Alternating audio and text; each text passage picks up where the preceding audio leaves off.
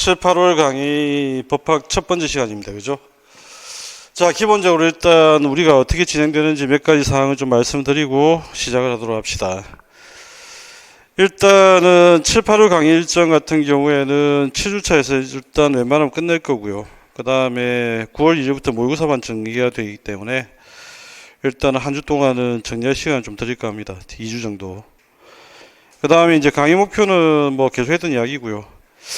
법 문제를 굉장히 좀 어렵다고 생각들을 많이 하시는데 뭐 생각보다 논리적인 체계는 좀 단순합니다. 그래서 일단은 직관적으로 상식적으로 어떻게 해결해야 되는지 조금 이해 포인트에 중점을 두고요.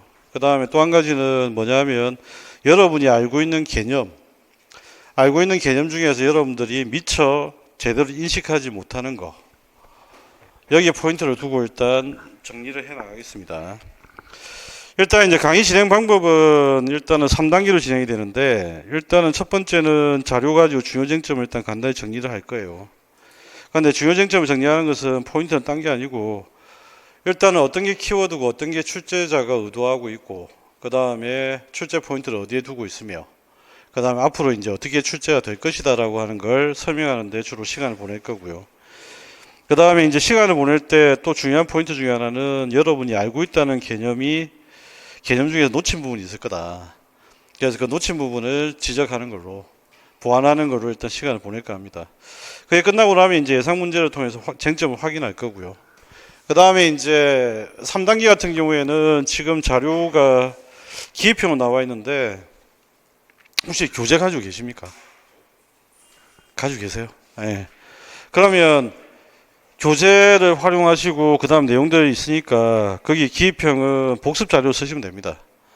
아시겠나요? 그래서 여기 지금 자료에 보시면 뭐 다른 과목도 마찬가지지만 전부 다 빈칸이 비워져 있고 답은 각 주에 여러분 자료에 제시가 되어 있을 거예요. 그래서 여러분이 과연 이 기입형에 내용들을 쓸 수 있는지 없는지 확인을 좀 하시면 됩니다. 아시겠죠? 네, 그렇게 하시고 그 다음에 예상 문제는 제가 풀고 이제 다시 한번 포인트를 좀 정리하면서 마무리를 하고요. 그 다음에 이제 확인 및 실전 연습 문제는 기입형하고 빈칸하고 확인 및 실전 연습 문제는 여러분들이 하는 겁니다. 아시겠나요? 그래서 크게 강의 진행은 3단계로 구성되어 있고, 그 다음에 이걸 통해서 여러분들이 이제 미처 확인하지 못했던 거, 그 다음에 중요한데 정리가 안 되어 있던 부분들, 그런 부분들을 좀 보완해서 정리를 해 나가시면 될 것 같아요. 됐죠? 예, 강의 진행 방법은 이렇게 됩니다. 자, 그 다음에 이제 출제 경향을 좀 말씀드리자면, 모든 과목이 마찬가지인데, 지금 현재 이제 제가 조금 이야기를 드리자면, 어차피 제가 사범대에 있으니까, 그 다음에 뭐 교육대학원에서 마찬가지고요. 지금 현재 흐름 자체는 이제 어떤 거냐면, 이런 거예요. 그, 사범대 같은 경우에도 일단은 합격률이 굉장히 중요해요. 왜 합격률이 중요하냐면 이제 이게 교육부 평가를 받아야 되거든요. 교육 평가를 받아야 되는데 취업률하고 취업률이 합격률이잖아. 사범대 같은 경우는. 그러니까 당연히 이제 사범대학 입장에서는 재학생들의 취업률을 높여야 됩니다. 그렇게 하려면 문제의 난이도를 높일 수가 없어요. 지금 현재까지는. 앞으로 언제 될지 모르겠지만 올해까지는 이 경향은, 이 기조는 변화될 가능성이 별로 없습니다. 그러면 출제 경향을 지금 현재 출제 깊이를 높일 수 없다라고 하는 이야기는 어려운 내용을 마구잡이로 낼 수는 없다는 이야기예요. 그러니까 내용을 당연히 범위를 넓히면 안 되죠. 그러다 보니까 이제 지금 현재는 모든 전 과목에서의 어떤 출제 경향은 뭐냐면 과연 기본적인 내용을 과연 정확하게 알고 있느냐 못하고 있느냐 이걸 자꾸 물어보려고 하는 거예요. 그런데 그 기본적인 내용을 여러분들이 암기만 하고 있을 때는 적용이 잘 안 됩니다. 대표적으로 본다면 예를 든다면 이런 거죠. 제가 매번 강의할 때마다 그 이야기 하거든요. 미성년자의 법률 행위 중에 단독으로 할 수 있는 것 중에 사전에 동의를 받거나 허락을 받은 것은 나중에 법정 대리인의 동의를 받을 필요 없다. 그걸 총체적으로 묶어서 간단히 이야기했잖아. 그런데 그걸 분명히 여러분도 알고 계셔. 그런데 시험 문제 나왔을 때 영업 허락 받았는데 이걸 과연 취소할 수 있느냐 없느냐 물어봤는데 그 답을 못 하잖아. 그럼 그거는 뭐냐면 암기는 했지만 기본적인 내용에 대한 이해는 안 돼 있다는 이야기예요. 그러니까 암기한 걸 자꾸 이해했다고 착각하시면 안 돼요. 그러니까 7, 8월에서 지금 중점을 둬야 되는 건 여러분이 암기하고 있는 것 중에 정말 이해를 했는지 안 했는지 제가 확인할 거고요. 그 다음에 그걸 이제 가지고 짚어서 이야기를 할 거고, 그게 지금 현재 출제 경향에는 맞다. 그래서 그 관점에서 일단 대비를 하셔야 되겠고, 그 다음에 이제 출제가 되는 영역으로 따져보면 지금 현재 가장 기본은 이겁니다. 헌법하고 형법과 민법, 그 다음에 노동법, 이 네 가지 파트가 핵심이라고 보시면 돼요. 예. 그러면 이제 나머지 내용은 어떻게 되느냐 그 이야기인데, 행정법은 헌법의 구체화법입니다. 헌법의 구체화법이기 때문에 행정법 파트에서 시험이 나온다면 헌법과 관련되는 내용이 나올 수밖에 없어요. 그래서 헌법과 관련되는 내용에는 뭐뭐 있죠? 국가배상 청구권, 그죠? 그 다음에 행정소송, 행정입법, 그 다음에 법치행정. 요게 이제 기본적인 개념이야. 그러니까 이제 주로 나오는 파트는 그게 나올 수밖에 없다는 이야기지. 그 다음에 이제 형사법 같은 경우에는 출제가 거꾸로 됩니다. 올해하고 작년에도 나왔던 문제인데, 제가 형법의 기능 중에서 보장적 기능이 굉장히 중요하다고 이야기를 계속 했잖아. 그 언급을 했는데 그게 드디어 시험에 이제 나왔어요. 근데 그게 나왔던 이유 중에 하나는 뭐냐면, 범죄 성립 조건을 먼저 물어봤거든요. 시험의 출제 경향이. 이렇게 하고 난 다음에 그 다음 어디로 갔냐면 형법의 기초로 넘어갑니다. 그러면 재헌법정주의 넘어왔잖아. 그럼 재헌법정주의하고 밀접한 내용이 뭐냐면 형법의 기능 중에 보장적 기능이야. 그러니까 지금 현재는 결국은 이제 기본으로 돌아가게 되면 다시 이쪽으로 돌아간다는 거. 그래서 지금 현재는 이쪽에 다시 왔는데, 이쪽에서 물어볼 수 있는 거는 최대한 올해 거의 다 나왔어요. 그러면 다시 어디로 넘어가야 되냐면 범죄 성립과 관련되는 주제로 다시 넘어가요. 그래서 이걸 일단 여러분들 흐름을 좀 잘 이해를 하시면 좋겠고, 그 다음에 형사법 같은 경우에는 뭘 중심으로 봐야 되냐면 신체의 자유, 적법 절차 중심으로 봐야 됩니다. 이것도 우리가 기출문제에서 확인해 봤지만 계속 강조했던 내용이 있잖아. 적법 절차의 원칙이 무엇인지, 그 다음에 그 내용에서 강조한 적법 절차는 무엇인지. 그래서 그걸 중심으로 일단 여러분들 정리를 하시면 되겠고, 그 다음에 노동법 같은 경우에는 이제 주로 기입형으로 많이 출제가 되는데, 아직 기입형으로 출제가 돼야 되는데 안 되는 것 중에 하나가 뭐라고 했죠? 노동쟁의. 그래서 이제 그런 것들을 좀 체크를 하시면 뭐 크게 법은 문제가 없습니다. 그래서 일단은 이제 전체적인 분위기와 흐름을 말씀드렸으니까 거기에 맞춰서 하시고요. 제발 부탁인데 시험은 확장적인 성격으로 공부를 하시면 안 됩니다. 그죠? 시간이 지나면 지날수록 공부할 내용이 줄어들어야 돼요. 그러니까 7, 8월에 공부했던 내용이 11월 달 가게 되면 더 줄어야 돼요. 그런데 이게 공부한 내용이 계속 많아져. 그러면 이거는 이제 시험 못 치러 가는 거예요. 준비가 안 되는 거지. 그러니까 절대 그런 식으로 공부를 하시면 안 되고, 지금부터는 계속해서 어떻게 해야 되느냐, 내용들을 줄여나가셔야 된다. 그렇게 하려면 내가 아는 거 모르는 거 확인하시고, 그 다음에 없애버려야 될 거는 없애버리시고, 그 다음에 모르는 거는 집중적으로 거기 투자를 하시고, 이렇게 정리를 해 나가시는 공부를 하시기를 권합니다. 됐어요? 자, 그럼 이제 시작해 봅시다. 자, 법의 기초 파트가 나오는데, 어떤 경우에는 이제 법의 기초 파트에서 출제가 많이 될 때도 있고, 한 문제씩 나올 때도 있고, 안 나올 때도 있습니다. 그러니까 이거는 법의 기초 파트는 지금 현재 상황에서는 예전에 C급이었는데 지금 B급으로 이해를 하시면 돼요. 그럼 이제 B급에서 지금 현재 우리가 해야 될 첫 번째 주제는 뭐냐면 법과 사회규범을 비교하는 겁니다. 그래서 법과 사회규범을 비교를 할 때 첫 번째 주제가 뭐였냐면 관습법과 법이 어떻게 다르냐, 이게 나왔었고요. 그 다음에 이제 두 번째 넘어갔던 게 바로 출제자가 넘어갔던 게 뭐냐면 도덕을 물어봤어요. 법과 도덕의 차이점이 뭐냐. 되셨나요? 그 다음 주제로 넘어야 될 건 자연법과 실정법인데, 문제는 자연법하고 법실정주의, 실정법주의, 이게 혼돈스러운 부분들이 있기 때문에 아직 못 넘어가는 부분은 분명히 있습니다. 근데 어쨌든 관습법과 도덕인데, 여기에서 이제 법의 본질을 생각한다면 법의 본질은 강제규범이에요. 강제성이라고 하는, 이게 가장 핵심입니다. 근데 이건 아직까지 시험 문제 출제가 안 됐죠. 제대로 된 적이 없어요. 그러니까 법과 도덕을 구별하고 법과 사회규범을 구별할 때 가장 본질적인 법의 속성이 뭐냐 이러면 강제성으로 답을 하셔야 돼요.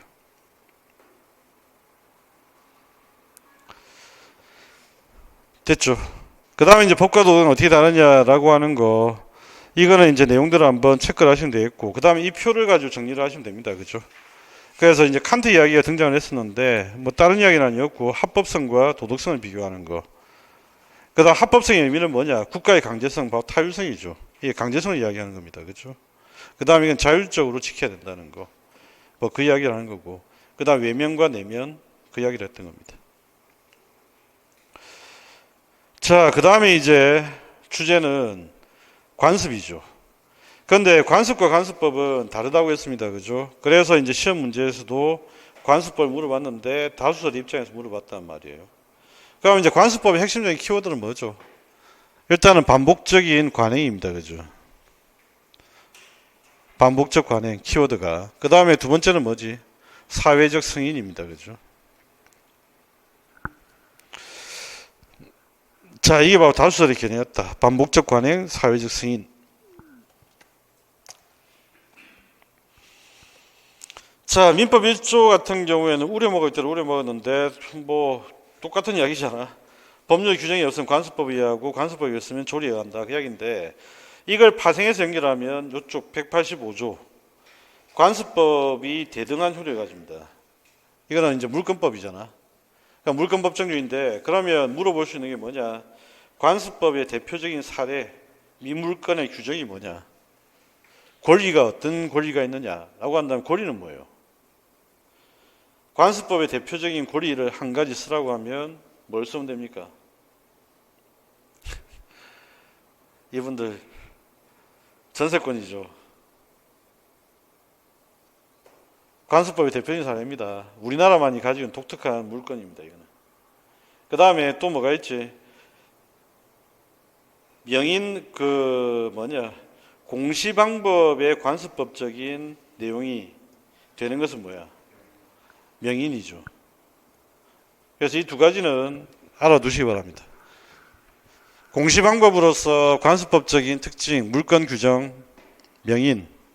그 다음에 용의 물권 중에 관습법적인 성격을 가지는 권리. 이렇게 물어보면 전세권. 이 정도는 여러분들의 범위에 속하는 거니까 충분히 정리를 하시면 되겠고요. 됐어요. 자, 법치주의 파트에서는 아직도 시험 문제가 나와야 되는 것 중에 안 나온 게 뭐냐면 법치주의는 결국 이제 히틀러, 나치, 법의 이름으로 법치주의가 훼손된 경험. 그래서 등장했던 실질적 법치주의. 그리고 실질적 법치주의를 실현하기 위한 대표적 제도가 뭐라고 했었죠? 헌법재판제도. 그게 바로 뭐지? 위헌 법률 심판제도입니다. 그죠? 이게 아직까지 시험 문제에 출제 안 됐다. 근데 앞으로는 대비를 좀 하시면 좋겠다.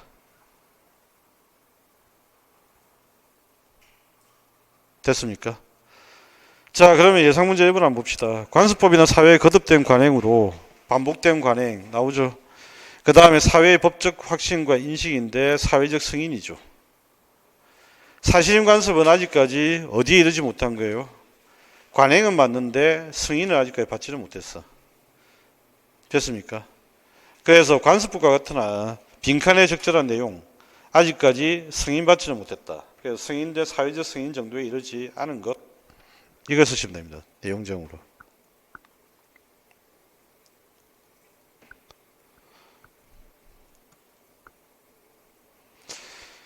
자, 그 다음에 이제 관습법은 바로 법원으로서 법령과 같은 효력을 갖는 관습으로서 법령이 저촉되지 않는 한 법칙으로 효력이 있는 것이며 이에 반해 사실임 관습은 법령으로 효력이 없는 단순한 관행으로서 법률행위의 당사자의 의사를 보충하며 그치는 거다. 관습법은 민법 제1조에서 보충적 효력을 가지지만 155조에서는 185조에서는 어떻게 된다고요? 대등적 효력을 가진다. 그러면 여기 말하는 관습법, 대등적 효력을 가진 관습법의 대표적인 물권법의 사례 두 가지 쓰라고 했는데 제가 만약 출제자라면 저는 분리해서 물어볼 겁니다. 권리는 어떤 권리가 있느냐? 그 다음에 두 번째는 공시방법 중에는 어떤 것들이 있느냐? 공시방법으로 뭐가 있다고요? 명인. 권리로서는 어떻게? 전세권. 이거 말고도 사실 많아요. 분묘기지권이라고 하는 게 있고요. 그 다음에 관습법상의 법정지상권이라고 하는 것도 있어요. 그런데 그건 여러분 공부 영역이 아니거든요. 그러니까 자주 하는 이야기지만 공부 영역을 정하는 방법은 두 가지가 있습니다. 하나는 뭐냐면 기출이고 하나는 사범대 커리큘럼이에요. 그러니까 이 두 가지가 종합된 상태에서 출제 범위가 정해지는 거지. 이게 지금 현재 뭐 법학이라고 해서 법학 전체를 다룬다. 그러면 로스쿨을 가셔야죠. 그 변호사 공부를 해야지. 그러니까 이거는 출제 범위에 벗어나는 것들은 웬만하면 언급을 하겠지만 이건 출제 범위에 벗어납니다라고 제가 말씀을 드릴 거예요. 그러니까 이거는 포함이 안 된다. 자, 그 다음에 이번 법치주의 이야기를 한번 보도록 합시다. 이건 사실 굉장히 중요한 이야기인데 아직도 출제가 안 됐다는 게 조금 의아스럽긴 합니다만 어쨌든 한번 보자고요. 우리가 이제 법의 지배하고 법에 의한 지배는 좀 다릅니다. 아까 정치 시간에 이야기를 했는데 이상주의적 관점에서 법이라고 하는 것은 질서 유지, 평화 유지를 위해서 필요한 수단이죠. 그런데 법이 칼이 될 때는 현실주의적 관점이라고 했잖아. 그 다음에 이제 법이 칼이 되는 현실주의적 관점은 뭐냐? 법에 의해서 통치한다는 개념, 이게 현실주의적 관점이에요. 정치학적으로 본다면. 법의 지배는 뭐죠? 이거는 말 그대로 법이 객관적으로 지배를 한다는 이야기입니다. 그러면 법치주의는 법의 지배일까? 법에 의한 지배일까? 법의 지배는 누가 법을 지배하고 있지 않다는 이야기지. 법이 바로 직접 지배한다는 이야기잖아. 그런데 법에 의한 지배는 누군가 법이라는 칼자루를 쥐고 있다는 이야기잖아. 그러니까 법치주의의 원래 뜻은 뭐지? 법의 지배지. 법에 의한 지배가 아니라고. 지금 그 이야기를 하고 싶은 겁니다. 자, 내용을 한번 봅시다. 법치주의는 법의 지배의 원리에 시작되었다. 그 다음에 영국의 코크 경하고 제임스 1세와 항쟁할 때인데 이때 이제 주장하는 게 뭐냐면 법 앞에 평등. 국왕이라 할지라도 신과 법 밑에 있다는 것을 주장을 한다. 이해되셨습니까? 절대 군주의 권력을 견제하여 그의 자유 통치한다. 그래서 법 앞에서는 뭐지? 부자이든 가난한 사람이든 높은 사람이든 낮은 사람이든 잘못을 했으면 똑같이 법이 적용된다. 이게 법치주의예요. 자, 그 다음에 이제 제정된 법률에 의해서만 통치하게 하려는데 그 의의가 있다. 따라서 법의 지배의 원리는 왕권에 대한 기억을 의미하며 그것은 영국에서는 국회 입법권의 우위로 등장한다. 이게 지금 현재 법치주의의 내용 중에 뭐가 되는 거죠? 법의 우위죠. 법의 우위. 그래서 법의 우위와 관련된 이야기는 법에 의한 지배가 아니고 뭡니까? 법의 지배죠. 법의 지배. 법의 지배. 자, 그래서 법치주의, 곧 법의 지배는 법을 오직 통치 수단으로서만 허용하고 개인의 자유와 권리를 탄압하는 법률적 불법을 허용하지 않는다. 영국의 법치주의는 명예혁명을 거치면서 확고한 기초를 마련했으며 의회주의와 정책 자유 행사를 통해서 오늘에 이르기까지 헌정사의 대원칙으로 되어 있다. 법의 지배의 원리는 독일에서 법치국가의 이론을 발전했고 구체적인 내용을 살펴보면 법과 국가의 동일성 이론, 행정의 합법률성, 이게 이제 시험에 나왔던 이야기입니다. 그죠? 그 다음에 기본권 제한에 의해서 법적 근거를 요구하는 이게 바로 뭐죠? 법률 유보지. 그 다음에 행정명령의 근거와 효력이 한계를 뜻하는 거 이게 바로 뭐죠? 법의 우위죠. 법의 우위. 됐습니까? 그래서 지금 현재 나오는 이야기는 기억에 들어갈 이야기는 왕권에 대한 법의 우위 맥락상으로 그 다음 리언에는 법률 유보가 들어야 되고요. 그 다음에 디귿에는 법률의 우위가 들어야 됩니다.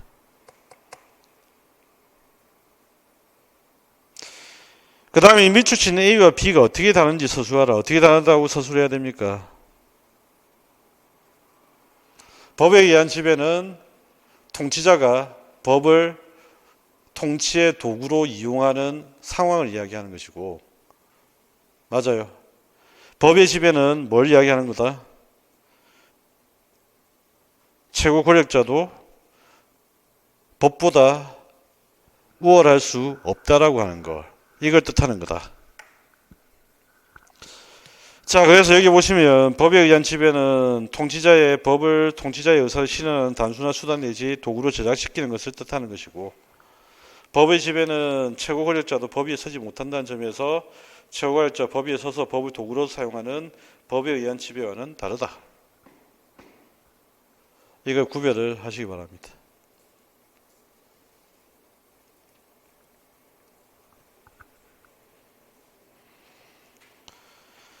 자, 그 다음에 이제 확인 및 실전 연습 문제는 여러분들의 몫입니다. 나중에 확인하시고요.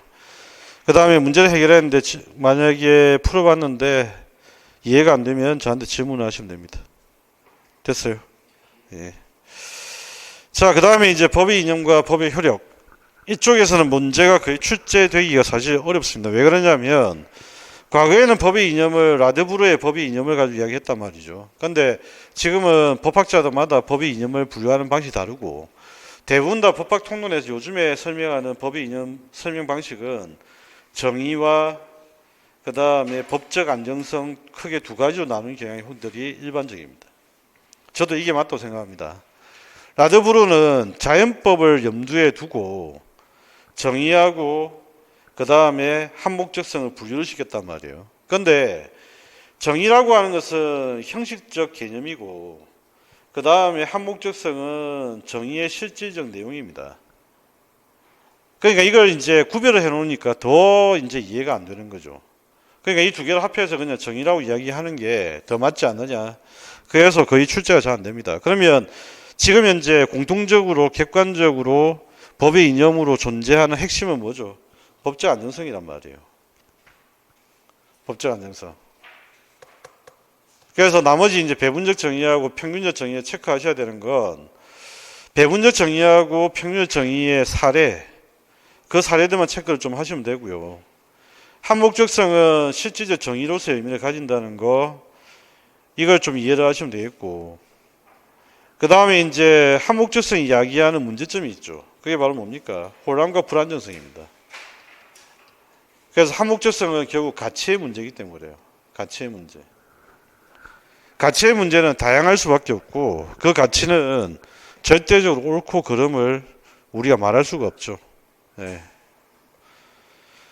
자, 그 다음에 이제 법적 안정성이 그렇다면 법 이념 중에서 가장 중요한 핵심적 이념이 될 수밖에 없다. 이 점은 법학자들이 공통적으로 강조한 입장입니다. 시험 문제 나왔던 것은 법적 안정성을 가지기 위한 법의 요건입니다. 그럼 이 맥락은 이제 무슨 이야기냐면 이런 이야기죠. A라고 하는 권리의 주체가 있는데 A라고 하는 권리의 주체에 대해서 갑이라고 하는 법률을 가지고 이 사람의 권리를 박탈을 한다. 그 이야기예요. 그럼 권리를 박탈하게 되면 권리를 박탈하는 방법은 당연히 뭐지? 소급표를 가지고 박탈할 수밖에 없잖아. 그러니까 결국 이제 소급적인 법률을 가지고 권리를 박탈하는 행위, 이게 법적 안정성을 침해하는 거 아니냐? 이렇게 이야기를 할 수가 있단 말이지.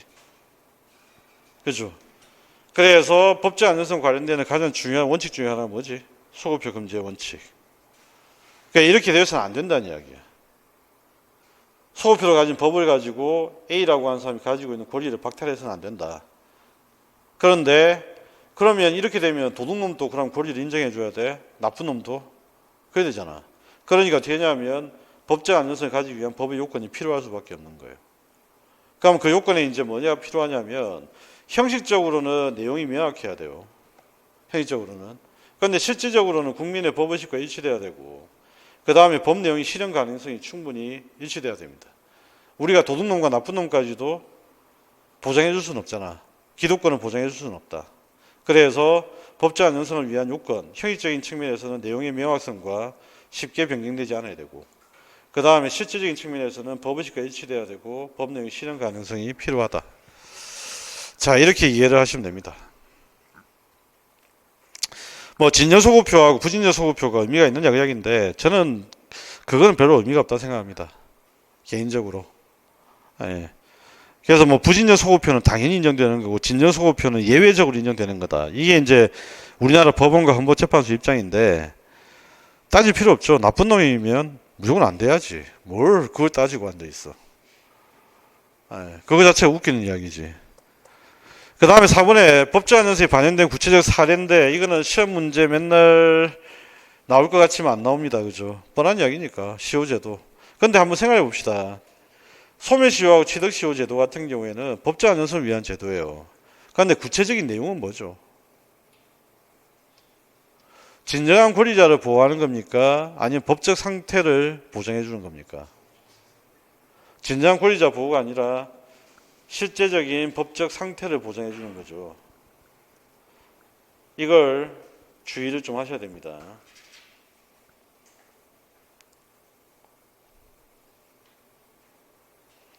공소시효 제도는 비판이 워낙 많기 때문에 이거는 이제 물 건너가는 이야기예요. 살인범이 10년이 지났다. 그래서 범죄를 저지르지 않고 잡혔다. 그럼 얘는 이제 착한 놈이 되는 다리를 건넜다. 뭐 그 말인데. 아, 실제로 그런 학설이 있다고. 학설 중에 그런 내용이. 근데 이거는 무슨 착한 놈이 되는 다리를 건너. 숨어 다닌 거지. 그래서 보상을 해줘야 된다는 이야기인데 말이 안 되는 이야기입니다. 그러니까 공소시효제도는 뭐 지금 현재는 별로 동의할 수가 없다. 그래서 안 나오죠. 소멸시효 취득시효는 현실에서 별로 일어난 일이 아니니까 요즘에는 별로 관심이 없는 거고요. 그러니까 소급표 금지 원칙만 하나만 지금 현재 문제가 될 뿐이에요. 현실적으로는. 자, 법 이념 상호 간의 관계 문제인데 이거는 이제 김양기 선생이 분류한 방식이긴 한데 일단은 이제 정의와 한목적성이라고 하는 것은 주로 이제 내용적인 측면이고 법적 안정성은 기능적인 측면의 이념이다. 보통 이렇게 분류를 합니다. 그래서 정의와 한목적성은 내용적인 측면의 이념이고 그 다음에 법적 안정성은 법 기능적인 측면의 이념이다. 이 정도 알아두시면 되겠다. 그 다음에 이제 법의 효력에서는 시간적 효력이 핵심입니다. 그죠? 시간적 효력. 그러니까 시간적 효력은 두 가지가 있죠. 하나는 이제 신법이 우선하는데 신법이 적용될 수 없는 경우가 있단 말이에요. 두 가지 경우죠. 어떤 경우입니까? 신법이 우선에 적용될 수 없는 경우. 신법을 제한하는 거. 어떤 경우야?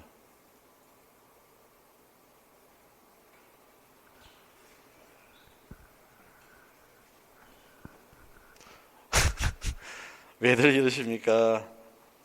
신법을 우선해서 적용할 수 없는 경우에는 당연히 신법이 소급표 금지의 원칙에 반할 때 적용될 수 없지. 그 다음에 또 한 가지는 뭐지? 특별법 우선에 따라서 제한될 수 있는 거죠.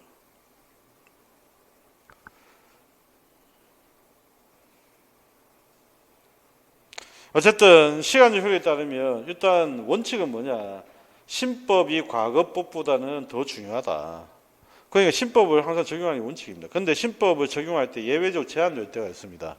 그게 뭐냐면 소급표 금지의 원칙에 반할 때 그때는 제한을 받는 거예요. 그런데 이건 예외적 상황입니다. 이해가 됐나요? 자, 그래서 시간적 효력과 관계되는 법에는 두 가지가 있어요. 하나는 뭐냐면 경과법이라고 하는 것과 한시법이라고 하는 게 있는데 한시법은 추구표의 문제고 경과법은 소급표의 문제입니다. 뭐 그 정도. 그런데 아직 이것도 역시 시험 범위에 벗어난 이야기. 그런데 한시법의 추구표는 왜 중요했냐면 이게 옛날에 사법시험 2차 예상 문제 중에 하나예요. 그래서 언급이 많이 되긴 하지만 실제로 여러분 시험에 출제될 가능성은 별로 없다. 다만 추구표는 알아두실 필요가 있지. 소급표와 추구표. 추구표는 뭐죠? 국법이 신법 상황에 적용되느냐 안 되느냐 그 문제고 소급표는 뭐지? 신법이 국법 상황에 적용될 수 있느냐 없느냐 그 문제죠. 자, 민사 영역에서는 이 소급표 금지의 원칙이 적용될까요 안 될까요? 민사 영역에서는 원칙적으로 소급표 금지의 원칙보다 뭐가 우선하지? 사적 자치가 우선합니다. 그래서 민법의 내용 중에 뭐가 있냐면 자연 채무, 도덕적 채무라고 하는 게 있어요. 이건 뭐냐면 소멸시효가 지났는데 내가 알아서 돈을 갖다 주는 거야. 여러분들 아름다운 일화 같은 거 기억나시는 거 있으세요 혹시? 옛날에 노무현 대통령을 주인공으로 했던 뭐가 있었냐면 변호인. 이 영화에 보면 국밥 먹다가 도망간 고시생. 나중에 변호사가 되고 나서 다시 주인을 찾아서 돈을 갚죠. 이거 소멸시효 지났잖아. 그런데 이 채무를 갚아도 아무 문제가 없지. 왜? 자연채무, 도덕적 채무니까. 그러니까 민사법에서는 소급표 금지가 적용될 여지가 거의 없다. 그런데 소급표 금지가 적용되는 가장 핵심적인 영역은 뭐야? 형사법이죠. 이해가 되시나요? 그냥 내가 자율적으로 갚는 거야. 뭐 그걸 누가 맡겠어? 내가 갚고 싶다는데. 그 다음에 이제 장소적 효력. 장소적 효력의 핵심적인 개념 용어 하나만 체크합시다. 속죄주의입니다. 그죠? 우리나라 영토 안에는 뭐가 적용된다고? 모든 대상이 우리나라 법이 적용된다. 그런데 예외가 있다. 그게 이제 소위 말하는 주한미군기지, 북한지역, 치해법권 지역 이런 것들입니다. 그죠? 그 다음에 영토를 벗어나 적용되는 경우는 당연히 속죄주의가 아니라 뭐가 됩니까? 속인주의로 적용된다는 이야기지. 그래서 영토를 벗어났을 때는 기국주의, 속인주의, 보호주의 관점에서 적용된다. 시험 문제 안 나옵니다. 그냥 한번 익혀두시기나 합니다. 속죄주의와 근데 속인주의는 기본적으로 알아두셔야 돼요. 그 다음에 사람한테 적용되는 건 당연히 속인주의 문제입니다. 그죠? 속인주의의 대표적인 것은 뭐죠? 혈통. 그래서 우리가 흔히 말하는 국적법은, 우리나라 국적법은 뭘 원칙으로 한다? 속인주의를 원칙으로 한다. 우리나라 국적법은 속인주의를 원칙으로 한다. 이거는 꼭 기억을 해 두시기 바랍니다. 유명한 헌법재판소 판례도 있기 때문에. 그 다음에 혈통은 부기혈통이에요. 부모 양기혈통이에요. 부모 양기혈통입니다. 아시겠나요? 부모 양기혈통. 됐어요. 네. 그럼 이런 거지. 아버지가 지금 현재 중국 사람, 어머니가 한국 사람, 거기에 태어난 씨, 한국 국적을 가집니까? 못 가집니까? 네, 가집니다. 시험에 나오면 한국 국적을 가진다고 이야기해야 돼요. 됐어요. 자, 관련되는 문제들을 한번 보고 정리를 합시다. 자, 10조 구단에 보면 국가는 개인이 가진 불가침의 기본적 인권을 확인하고 이를 보장할 의무를 진다라고 하는 건데, 이거는 이제 천부인권. 천부인권은 어디의 사상이죠? 자연법 사상입니다. 그죠? 자, 37조 2항 국민의 모든 자유와 권리는 국가안전보장 유지, 질서 유지 또는 공공 복리를 위하여 필요한 경우에 하나여. 여기까지는 뭘 이야기하는 거지? 한 목적성이 있다면, 이런 목적이 있다면 이 말이죠. 한 목적성을 언급한 것이고요. 법률로서 제한할 수 있다. 법률은 뭐지? 기본권을 제한하는 형식을 이야기하는 거고요. 그 다음에 필요한 경우라고 하는 것은 뭘 이야기하는 거죠? 필요한 경우라고 하는 이야기는 이거는 방법상의 한계를 이야기하는 겁니다. 무슨 말이야? 목적과 방법은 적정해야 된다. 이게 바로 뭐지? 과잉금지의 원칙, 비례의 원칙, 목적과 수단의 비례성. 필요한 경우의 뜻은 목적과 수단의 비례성을 뜻한다. 제한하는 경우에도 자유와 권리의 본질적인 내용을 침해할 수 없다라고 되어 있는데, 여러분들이 이 뒷부분을 좀 소홀히 할 때가 있습니다. 그죠? 여기에 빈칸을 친다면 자유와 권리의 본질적 내용, 이걸 기입형으로 하나 기억을 해 두시기 바랍니다.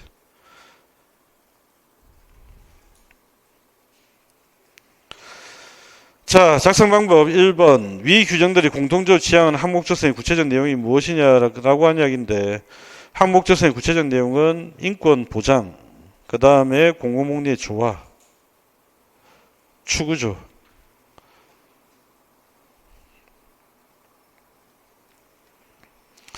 (10조는) 천부인권을 이야기하는 거고요. 30조 2항은 바로 천부인권을 제한하는 경우가 어떤 경우냐 그 이야기잖아. 그러니까 당연히 10조의 천부인권과 30조 2항의 천부인권을 제한하는 기준이니까 인권보장과 공공복리의 조화를 추구하고 있다. 이렇게 답을 하시면 되겠지. 미주진 부분을 한목적성에 따라 제정 및 개정할 때 준수해야 되는 헌법상 필요 원칙이 뭐냐? 뭐라고 돼 있죠? 헌법상 입법 원칙이라고 했잖아.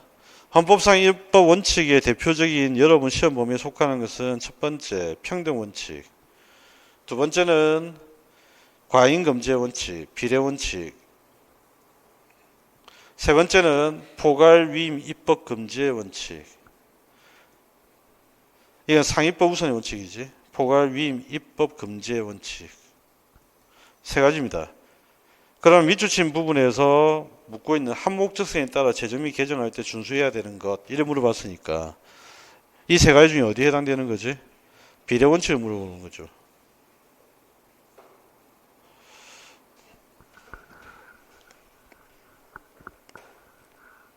됐습니까? 자, 2번. 이거는 뭐 시험에 나오기는 힘들겠지만 어쨌든 알아둡시다. 예를 들면 이제 이런 거죠. 기억은 법률 효력 발생 시기와 종기를 정하여 제정한 법률로서 예를 들면 붙이기에 이 법은 땡땡부터 시행해서 땡땡까지 그 효력을 가진다는 규정을 두는 입법 방법이다. 유효기간을 정하여 제정된 이 법은 법정기간이 경과하면 당연히 효력을 상실한다. 한편 법이 변경된 경우에 어떠한 사실이 신법을 적용을 받는가 국법의 적용을 받는가에 대해 설정해 둔 명문의 규정을 말하며 상법시행법은 대표적으로 기억 니은이다. 상법은 특별한 규정이고 상법 시행 전에 생긴 상황, 이거 국법 상황이잖아. 국법 상황에도 신법이 계속 적용될 수 있다라고 하는 관계되는 법은 뭐라고 했지 아까? 경과법이라고 했지. 이해되세요? 경과법. 그 다음에 지금 현재 기업 같은 경우에는 시기가 정해져 있다는 이야기지. 이건 바로 뭐예요? 한시법이죠. 한시법과 경과법의 차이를 아시겠죠? 그래서 어떤 사실이 국법과 신법이 거쳐 있을 때는 이러한 경과법이 필요하다 그 이야기입니다. 자, 기억과 니은에 들어갈 것 순서대로 쓰라고 했는데 기억은 한시법이고 니은은 경과법이다. 용어는 알아두시기 바랍니다. 한시법, 경과법. 실제로 많습니다. 이런 법이. 그 다음에 기억과 밑줄친 법조문의 규정과 관련된 법의 시간적 효력을 순서대로 쓰라고 했는데 자, 기억 및 밑줄친 법조문의 규정과 관련된 법의 시간적 효력은 한시법은 뭐의 문제였죠? 폐지되고 난 다음에 법이 적용될 수 있느냐? 폐지되고 난 다음에. 그러니까 뭐죠? 추구표. 그 다음에 새 법이 어디까지 적용 계속 새 법이 시행되고 난 다음에 과거의 권리를 언제까지 보장해 줄 수 있느냐? 그러니까 이거는 새로운 법이 과거에 어떤 영향을 미치느냐, 소급표. 그래서 경과법은 소급표의 문제, 한시법은 추구표의 문제가 발생한다. 자, 국제법은 문제가 나올 가능성은 별로 없는데 법의 기초 파트와 관련돼서는 국제사법이 나왔던 사례를 가지고 이야기를 좀 하자면 우리나라 헌법 규정에 나와 있는 조약과 일반적으로 승인된 국제법규와 관련돼서 문제 포인트가 한 가지 있긴 합니다. 그래서 일단은 그 내용을 한번 보고요. 그 3번에 보시면 영토 내에 우리나라 법이 제한되는 경우가 있다. 그런데 질문이 뭐냐면 기억이 해당하는 국제법의 법원이 무엇이냐 그 이야기입니다. 국제법의 법원은 뭐가 있죠? 이건 시험 문제 물어볼 수 있다고 했잖아. 국제법의 법원은 뭐뭐 있어? 조약, 일반적으로 승인된 국제관습. 그 다음에 세 번째는 신의성실의 원칙과 권리남용 금지의 원칙. 맞아요. 그러면 한미행정협정에 해당하는 것은 이 세 개 중에 어디에 해당됩니까? 당연히 조약이지. 그럼 한미행정협정에 따라 범죄자의 인도를 거부하는 것은 우리나라 법이 제한된다는 이야기잖아. 맞지? 그럼 우리나라 법이 제한된다는 이야기는 어떤 상황이지? 속죄주의. 속죄주의가 관련되는 내용입니다. 그렇죠?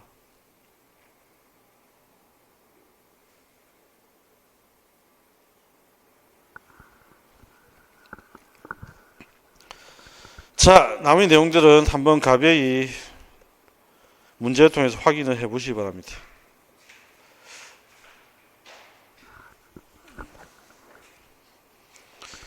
자, 그 다음에 이제 법의 유형과 적용 법률 관계의 문제인데요.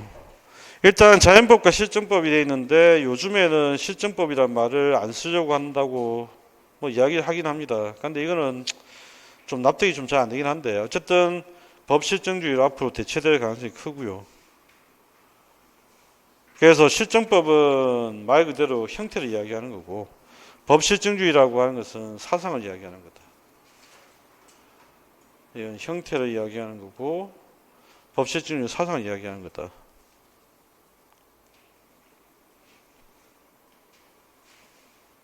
그래서 지금 현재는 이 부분이 시험 문제 나올 가능성이 없습니다. 왜 없냐면 자연법이라고 해서 무조건 정당한 건 아닙니다. 실정법이라고 해서 무조건 악법이 되는 것도 아닙니다. 현대사회는 어떻게 있죠? 자연법과 실정법의 조화를 추구하는 게 현대사회입니다. 그래서 지금 현재는 문제가 될 건 없다. 다만 이제 다른 관점에서 이제 이해를 하시면 돼요. 형식적 법치주의가 야기하는 문제점, 실질적 법치주의가 야기하는 문제점, 이렇게 정리를 하시는 게 맞고요.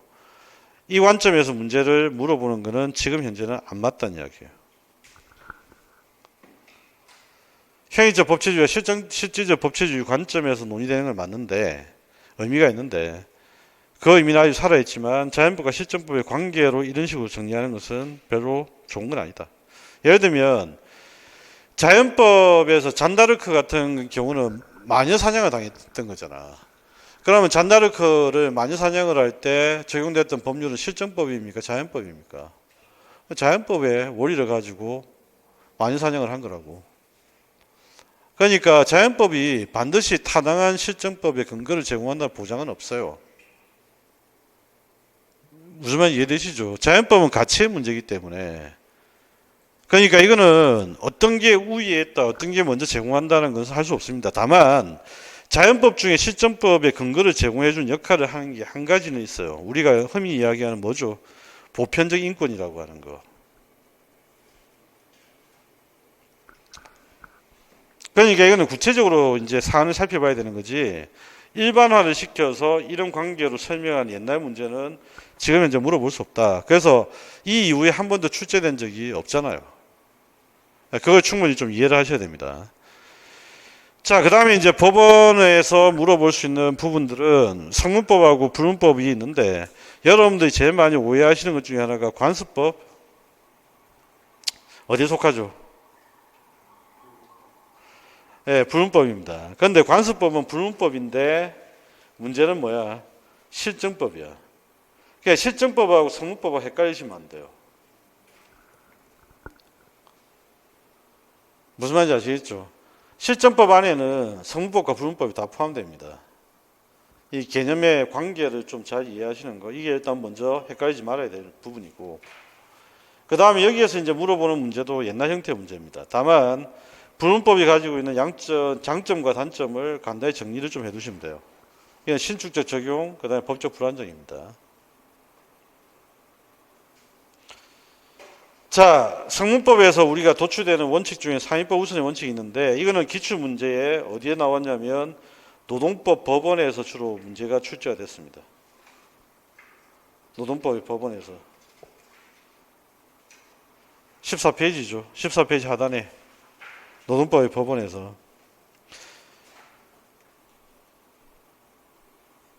그 다음에 이제 여러분들이 고리구제형 헌법소원심판, 특히 법률을 대상으로 한 고리구제형 헌법소원심판을 문제를 풀 때마다 저한테 질문하는 게 뭐냐면, 법률이 개인의 권리를 직접 침해하는 경우가 어떤 경우냐, 이 직접성이 어떤 경우냐 자꾸 물어보잖아요. 그죠? 그런데 이제 직접성이 어떤 경우에 대표적인 사례냐면 이런 거예요. A라고 하는 상위법이 있고 B라는 법이 있는데, A라고 하는 상위법에 뭐라고 되어 있냐면 범죄의 성립과 그 다음 처벌에 관한 내용은 B에다가 위임한다, 이래 되어 있어요. 그러면 뭐라고 되어 있냐면 성립과 처벌은 B에 위임한다 되어 있거든. 그러면 B는 뭐냐면 행정입법이 될 것이고, 그 다음에 A는 법률이 될 것이라고.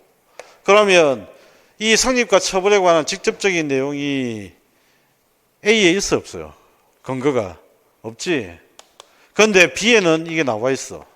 그러면 지금 현재 포괄적으로 위임을 한 거죠. 이런 경우에 대부분 직접 침해가 발생해.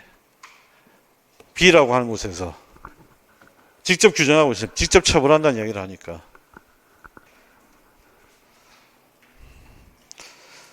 그런데 왜 법률이 직접 침해를 하면 왜 문제가 되지? 법률이 직접 처벌을 한다고 하면 왜 문제가 돼요?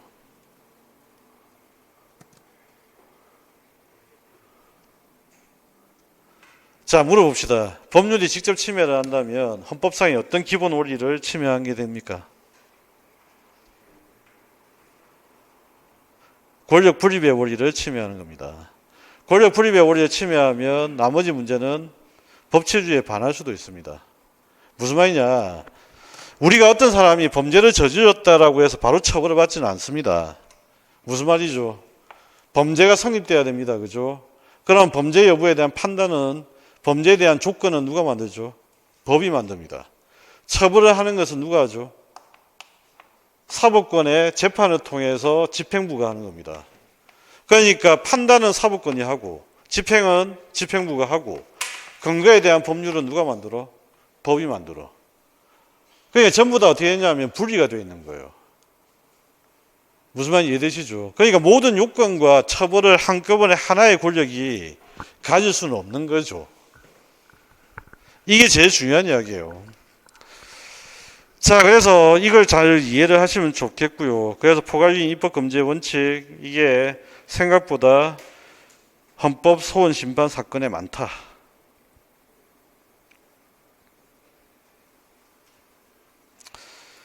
자, 그 다음에 국내법과 국제법의 문제고 한번 시험에 출제가 됐던 게 국제법의 국내법적 효력 인정 문제입니다. 여기서 문제가 나올 수 있는 거라고 한다면 당연히 조약하고 일반적 승인의 국제법규라고 하는 것밖에는 없어요. 일반적 승인의 국제법규는 뭘 이야기하는 거죠? 국제관습법. 그 다음에 이제 공법, 사법, 사회법, 이거는 요즘에 분류하는 방식이 옛날 방식입니다. 근데 여전히 의미를 가지는 것 중에 하나는 법의 분야를 나누는 건데요. 공법 정의에 제일 중요하게 생각하는 원리는 뭐죠? 법 원리는 법치주의. 사법 정의에서 제일 중요하게 생각하는 법 원리는 뭐죠?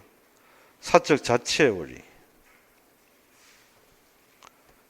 됐습니까? 그러면 사회법이라고 하는 것은 뭐냐? 사적 자치 영역에 국가가 개입하는 겁니다. 법이 개입하는 겁니다. 사적 자치 영역에 국가의 법이 개입하는 거. 이게 바로 사회법 영역이에요. 되셨나요? 그 다음에 실체법과 절차법, 일반법과 특별법 나오는데 관련되는 법원칙, 특별법 우선의 원칙. 이건 뭐 하기도 그렇고 안 하기도 그렇고 애매한 건데 어쨌든 법의 적용 원칙은 상위법 우선의 원칙. 두 번째는 뭐지? 신법 우선의 원칙. 세 번째는 뭐야? 특별법 우선의 원칙. 네 번째는 소급표 금지의 원칙. 그런데 상위법 우선의 원칙하고 나머지 내용은 다 다릅니다. 그죠? 상위법 우선 원칙은 법에 위계가 있는 경우라고 말씀드렸습니다. 분명히. 그런데 이제 동법에서 동의법 관계에서 발생하는 원칙의 문제는 세 가지가 있다고 했어요. 하나는 동의법 관계에서 신법 우선입니다. 맞죠? 그런데 신법 우선이 제한을 받습니다. 어떻게 제한을 받죠? 특별법인 경우에는 신법이 우선할 수 없습니다. 특별법의 경우에보다. 그죠? 그 다음에 또 한 가지는 뭘 통해 또 제한을 받죠? 소급표 금지의 원칙에 의해서 신법 적용이 제한받을 수 있습니다. 예, 형법에서 나오는 거죠. 형법에서. 예. 그래서 이거는 동의법의 관계 문제고 이건 상위법의 문제다. 그래서 상하위 문제, 그 다음에 동의의 법률 간의 관계 문제. 수능에서는 워낙 자주 나오니까 안 하기도 찝찝하잖아요.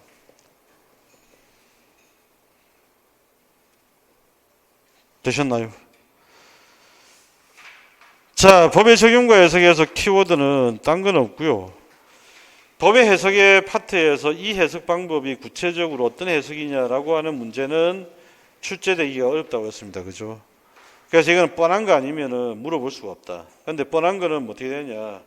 무리 해석과 논리 해석 보통 이렇게 나오는데 여기에 이제 플러스 되는 게 목적론적 해석입니다. 그러면 범주가 어떻게 되냐면 사비니의 해석 방법에 따르면 물리와 논리와 목적론적 해석인데 문제는 뭐냐면 이거죠. 논리 해석을 하는 방법 중에 보면 확정 해석과 축소 해석, 물론 해석, 유추 해석, 반대 해석, 보증 해석인데 이거는 법의 속성과 외연을 가지고 분류한 방식이에요. 논리적으로. 그런데 목적론적 해석에도 뭐가 들어가냐면 물론 해석이 있고요. 목적적인 관점에서 유추 해석을 할 때도 있고요. 목적적인 관점에서 확장을 할 때도 있고 축소를 할 때도 있다는 이야기예요. 그러면 위계가 다릅니다. 그죠? 무슨 말이냐? 확장 해석과 목적론적 해석이라고 하는 것은 위계가 달라요. 물론 해석도 다르고. 이해되십니까? 네. 그래서 일단 오해를 하지 마시라. 그래서 기출문제 나왔던 것은 그냥 물론 해석이 들어갈 자리고 거기에 목적론적 해석이 들어갈 수가 없습니다. 그 들어가게 되면 출제 잘못한 거죠. 예. 잘 모르는 사람이 출제한 거다. 그는. 그 다음에 이제 법의 적용과 해석에서 어쨌든 해석은 방금 말씀드렸던 그 이야기고요. 법의 적용과 관련되는 부분은 사실의 확정을 하는 방법이 뭐 핵심인데, 일단은 당연히 이제 증거, 재판주의, 그 다음에 사실 확정이 곤란한 경우를 구제하기 위한 방법이 추정과 간주입니다. 그런데 추정과 간주는 어쨌든 시험에 나왔어요. 그런데 여기에서 다시 시험 문제가 나온다면, 그리고 작년에 이제 계속 그 이야기했지. 입증 책임에서 민사는 어떻게 한다고? 원고가 입증해야 되고, 그 다음 형사소송에서는 검사가 입증해야 됩니다. 그런데 입증 책임에 여기에서는 뭘 입증하는 거냐면, 어떤 행위에 있어서 그 행위를 하게 된 고의 과실을 입증하는 거예요. 행위에 대한 고의 과실을 입증하는 겁니다. 사실을 입증하는 게 아니고요. 행위의 고의 과실을 입증하는 거예요. 뭐 어쨌든 이게 이제 시험 문제에 작년에 나왔던 이야기고요. 그래서 입증 책임에 따른 책임의 유형은 과실 책임과 중간 책임, 무과 책임이라고 이야기를 했는데, 문제는 과거 기출 문제 분석할 때 이야기를 했습니다. 과거 기출 문제에서는 이 중간 책임을 어떻게 봤다고? 무과실 책임으로 오해를 했다.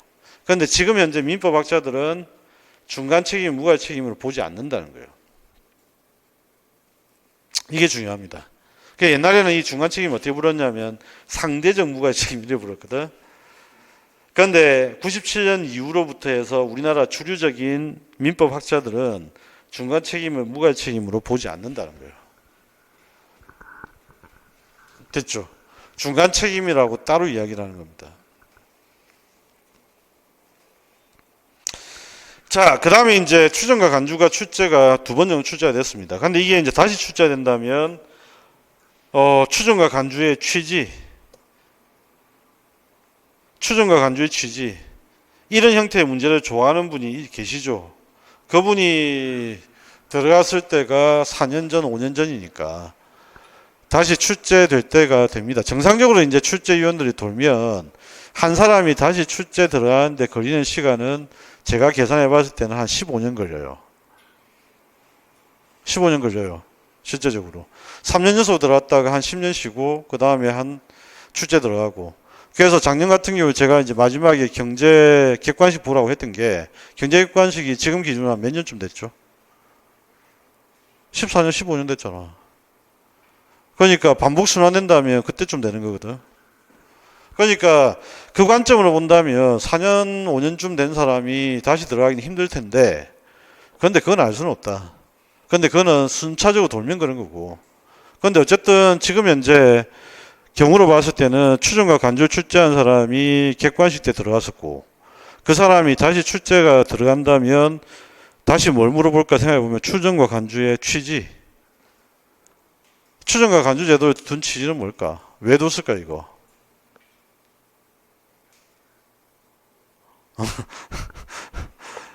왜 뒀을까요?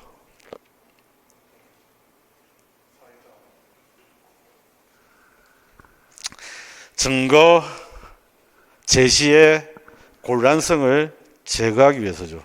해소하기 위해서죠. 제거보다는 해소가 낫겠네. 증거 제시의 곤란성을 해소하기 위해서죠. 우리가 살다 보면 증거를 제시할 수 없는 것도 있잖아. 그러니까 입증의 곤란을 구제하기 위해서. 좀 더 고상하게 하면 입증 곤란 구제. 입증의 곤란을 구제.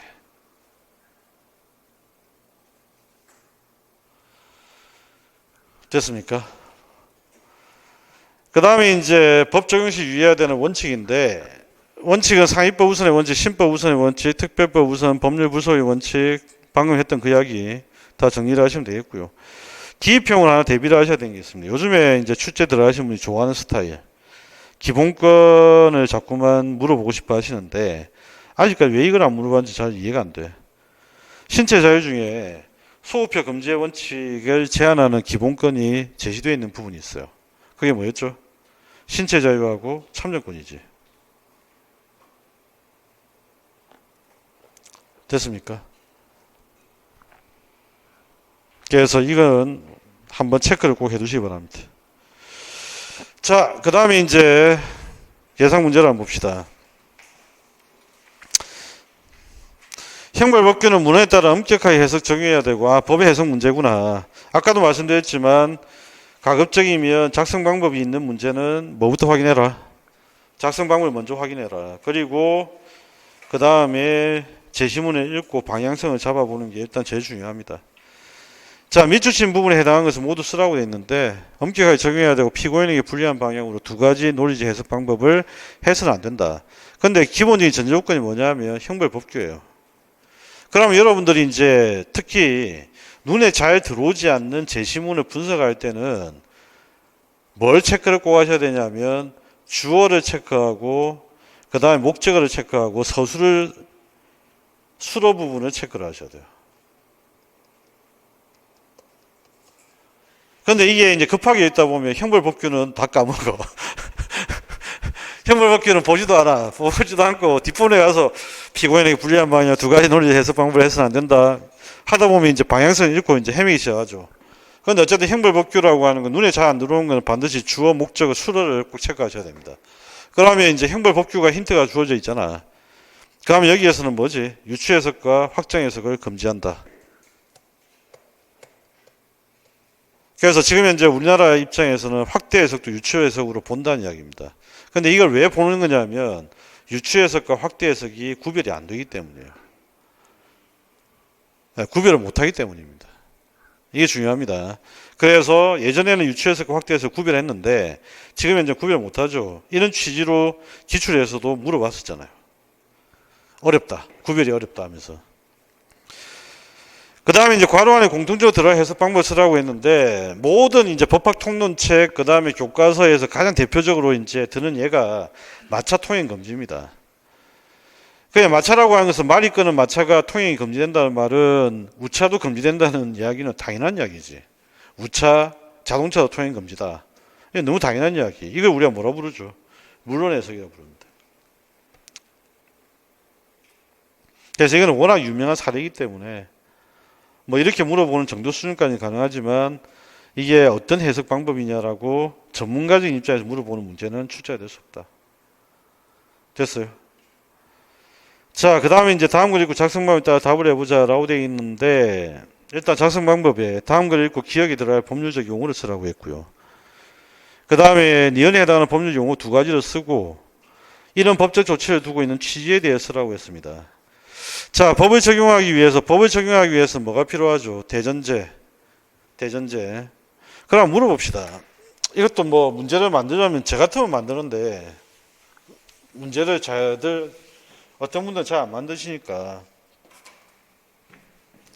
법의 적용을 위해서 이제 대전제하고 소전제라고 하는 것, 그 다음에 이제 결론이라고 하는 것 세 가지 담 단계를 거칩니다. 그죠? 그럼 대전제에서 우리가 이제 필요한 법의 유형은 뭐가 되는 거죠? 대전제에서 우리가 검토해야 되는 법의 유형, 관련되는 법의 유형은 뭐가 있어? 대전제는 법원을 찾아보는 겁니다. 그럼 법원에 해당되는 두 가지가 뭐가 있어? 좀 전에 우리 했잖아. 성문법하고 불문법이죠. 소전제에서는 뭘 해야 되는 거지? 법에 적용되는 사실을 확정짓는 겁니다. 그죠? 그럼 사실 확정 2단계에서 제일 중요한 법적인 내용은 뭐가 되어 있죠? 입증. 그럼 입증은 뭘 통해서 한다? 증거를 통해서 해야 되고, 증거를 통해서 고의과시 입증해야 되고, 만약에 증거를 통해서 입증을 하기가 어려울 때는 입증 곤란을 구제하기 위한 제도로서 뭘 둔다? 추론 간주. 그래서 이 내용을 알고 있느냐 모르고 있느냐 그 지문이에요. 제 지문이 지금.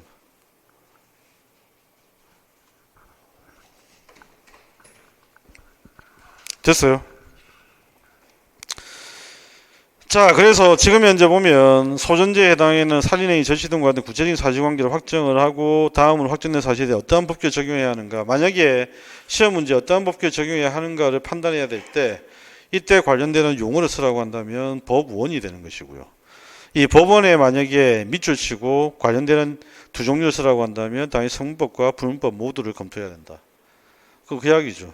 그렇게 해서 적용되는 특정한 법규를 확정을 짓는 거예요.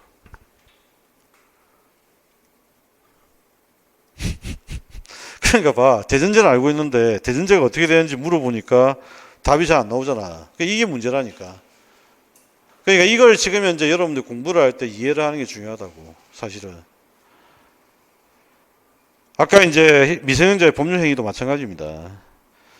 자, 지금 이제 그 다음에 봅시다. 그러면 이제 폭행이라고 할 때 폭행이 살인의 의사를 가진 폭행인지 아니면 상해의 의사를 가진 폭행인지 이 말은 무슨 말이야?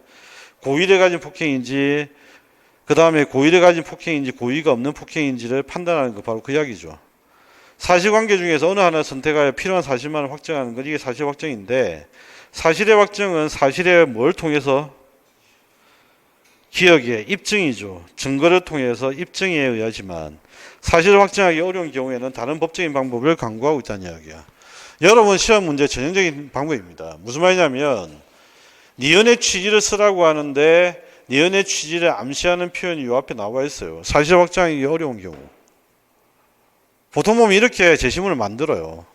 그러니까 여러분들은 제시문을 잘 읽고 제시문에 주는 힌트를 최대한 확인하는 연습을 꼭 하셔야 된다.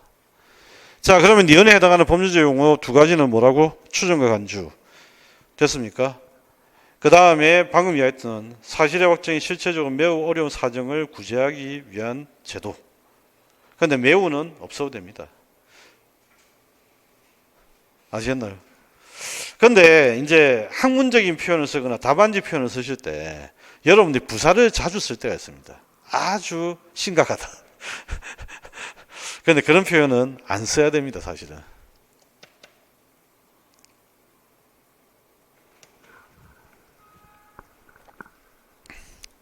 되셨나요? 예. 자, 그 다음 3번 한번 보도록 합시다. 자, 빈칸에 들어갈 규범이 무엇인지 쓰고 판례가 취하고 있는 법 적용 원칙이 무엇인지 쓰라고 했습니다. 노동조합이 사용자 또는 사용자 단체와 주체를 보니까 노동조합이네. 그 다음에 주의를 하라고 했어요. 용어 중에 하나를. 사업자가 아니고 뭐라고 했지? 사용자라고 씁니다. 표현을. 그래서 또 사업주 적고 나오지 말고. 사업주가 아니고 뭐라고? 사용자입니다. 또 기억 안 나지? 회사 적고 나올 수도 있잖아. 자, 근로조건 기타 노사관계에서 발생하는 사안에 관한 체결하는 협정이라고 했습니다. 협정, 그럼 뭐지? 단체 협약이야.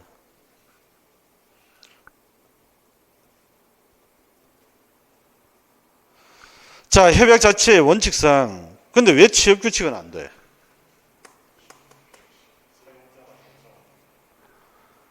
취업규칙은 사용자가 직접 작성하죠. 근로계약은 왜 안 돼? 근로계약은 노동조합이 아니죠. 근로계약은 근로자와 사업주지, 사용자지. 자, 그래서 협약 자체의 원칙상 노동조합은 사용자와 사이에 근로조건을 유리하게 변경하는 내용의 단체 협약뿐만 아니라 근로조건을 불리하게 변경하는 내용의 단체 협약 체결할 수도 있다. 근로조건을 불리하게 변경하는 내용의 기억이 현저히 합리성을 결하여 노동조합의 목적을 벗어난 것으로 볼 수 있는 경우와 같은 특별한 사정이 없는 한 그러한 노사 간의 합의를 무효라고 볼 수는 없고, 그러면 이제 무슨 말이냐면 단체 협약이 변경되었다는 이야기입니다. 그러면 이게 법 적용의 원칙에 따르면 뭐가 되는 거죠? 신법이 만들어졌다는 이야기지. 무슨 말인지 이해되세요? 그래서 지금 현재 이야기는 새로운 단체 협약이 적용되어야 한다. 무효가 아니다. 그 이야기입니다. 무슨 말이죠? 신법이 우선한다. 됐어요. 자, 확인 및 예상 문제부터 해서 내용들은 직접 한번 풀어보시고 나중에 안 풀어 이해가 안 되는 부분은 질문하시면 되겠습니다. 됐어요. 여기까지 질문. 없으세요? 자, 그러면 잠시 쉬었다가 헌법으로 들어가겠습니다.